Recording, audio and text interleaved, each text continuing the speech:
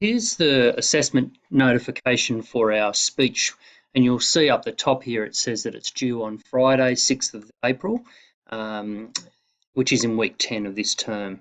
And so basically on Friday, the 6th of April, you have to bring your transcript in. So you'll hand me a printed copy of your speech. And the reason why we do that is so it's fair for everyone that's about to deliver the speech. So you might go first, and we deliver the speeches in classes, and that they normally take about, 3, 4, or 5 lessons to deliver. So if you deliver your speech first on the first day, and everyone in the class listens to your ideas, then it would be not fair if we didn't have a transcript for the person who spoke last.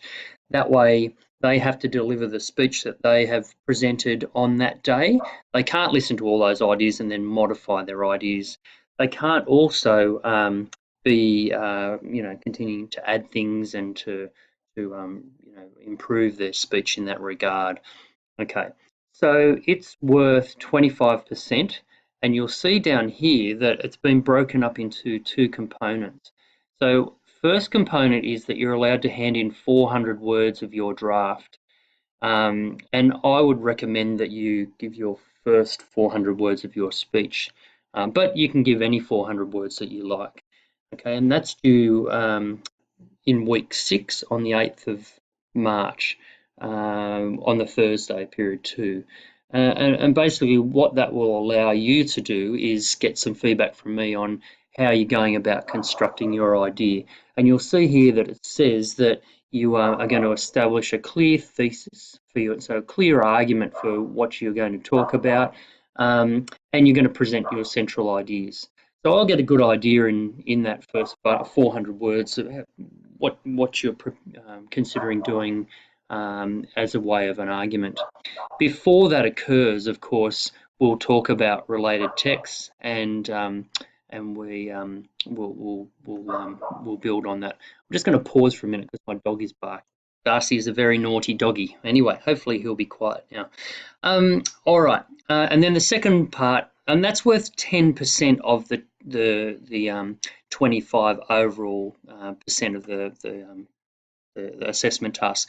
And that's a good thing because it means that rather than investing everything on one speech, you're actually you're getting some class marks along the way, and I think that's a lot fairer for everybody. And it's a lot more beneficial for you too. So the second thing you'll do on Thursday, period 2 in week 10, the 5th of April, is you'll hand in your final transcript. So everyone hands that in on the day, and it says down here, if you don't hand the task in on that day, you will get 0 for that. And that's the same for the draft as well. If there are any unusual circumstances, like you're going on holidays to Hawaii, for example, then you might bring a note in from home and we'll negotiate that. But generally speaking, everyone needs to fit into those categories. Okay, so you'll hand your transcript in, and then we'll do our speeches from there. So if we go back up here to the actual task, it says you are required to prepare and present an engaging speech which addresses the following question. So it says here, a journey is not so much about where you go, but what occurs along the way.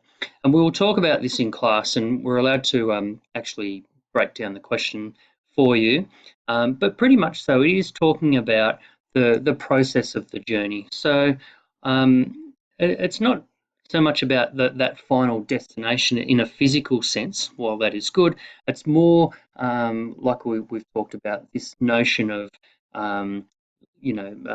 gaining understanding and enlightenment from the things that occur to you in your life journey. Okay, and then the rest of the question says, examine how this statement is explored by composers in texts to reflect the importance of journeys. You must refer closely to your class text and one related text. So our class text we know is Maestro by Peter Goldsworthy. And then what you need to do is you need to select a related text. Now that related text can be something that we've done in class. or it can be something that you've studied last year or the year before, or it might be another text that you really enjoy. And so a related text will relate to the concept of journeys. So our speech is about journeys, and then we build an argument around this question about it's what we learn along the way that's important.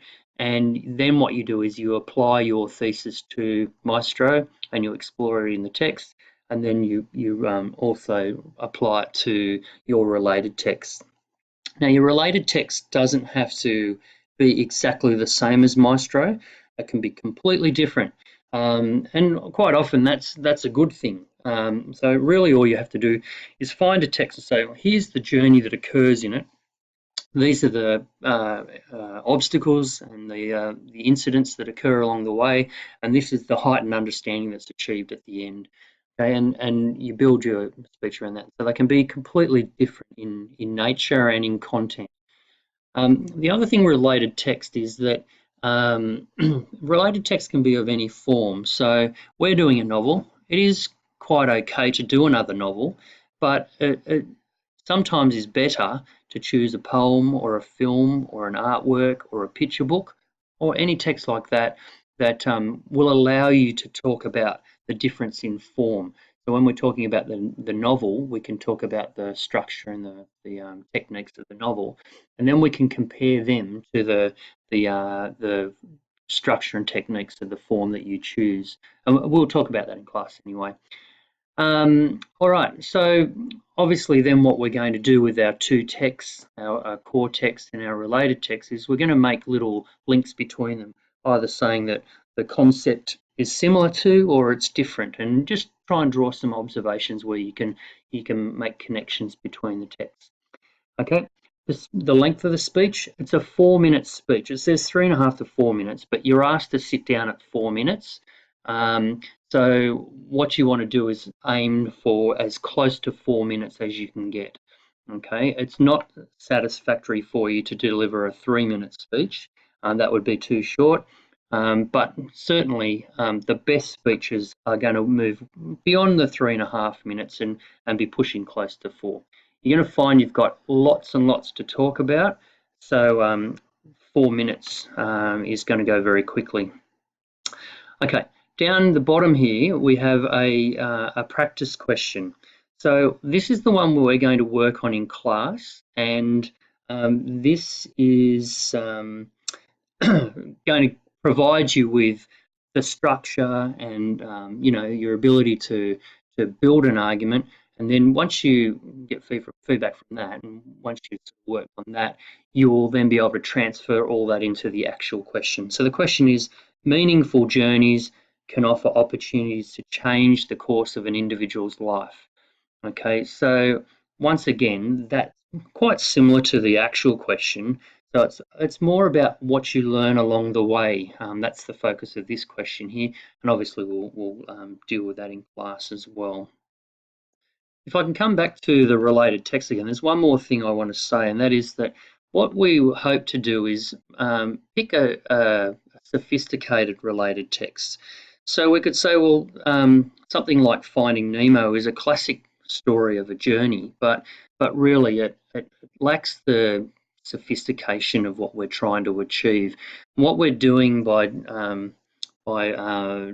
getting you to do this speech is we're trying to get you to build some skills that you can use for the HSC.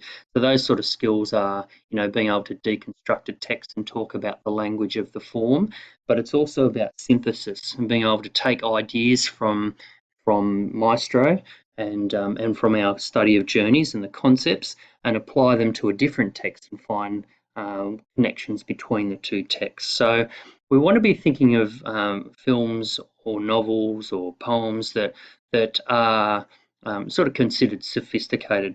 We'll talk about that in class as well, and I'll give you some suggestions. But there are so many out there that I'm sure you won't have any trouble finding something. And then finally, down the bottom here, we've got information about what you're going to be assessed on.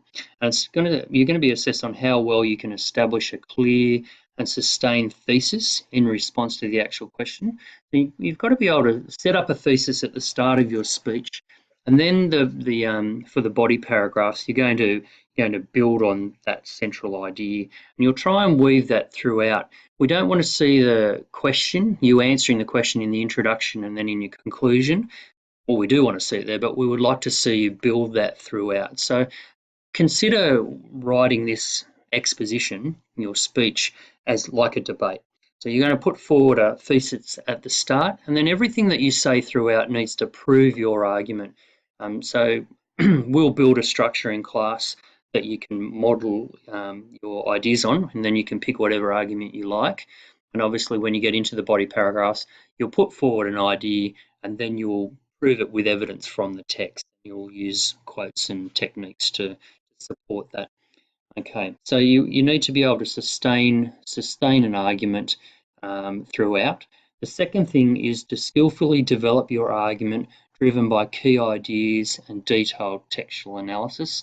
So that's pretty much, I suppose, overlapping what I just said before about being able to support your argument with relevant textual information.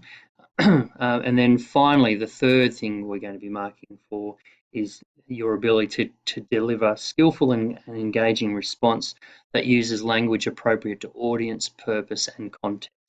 So that's pretty much saying this is the manner of your speech, your presentation.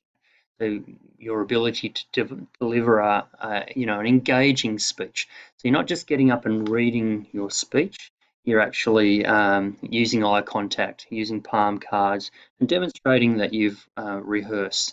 And obviously we're going to have lots of different levels of that in our class and lots of different levels of confidence in delivering speeches.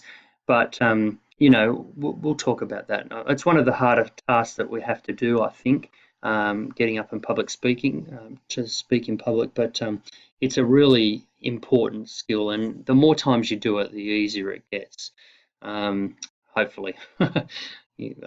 Okay, so anyway, what we want to do in developing or delivering this skillful or engaging response is you want to be connecting with the audience, and the way we do that is through using the rhetorical devices of speaking. We'll cover this in class as well, but using hypothetical situations or using rhetorical questions, talking directly to the audience. There's a whole range of things you can do, as well as using your voice for particular emphasis and using tonal variety, using eye contact, maybe gesture, that type of thing. So anyway, we want to develop a speech that is using formal language. So language got to be appropriate to your audience, that you're on purpose, that you actually are purposeful in what you say, and then that it's the context of the classroom and that it's a formal assessment task. So hopefully this gives you an idea of where we're headed, and if you have any more questions, I'm certainly sure we'll have time in class to ask and talk about those things.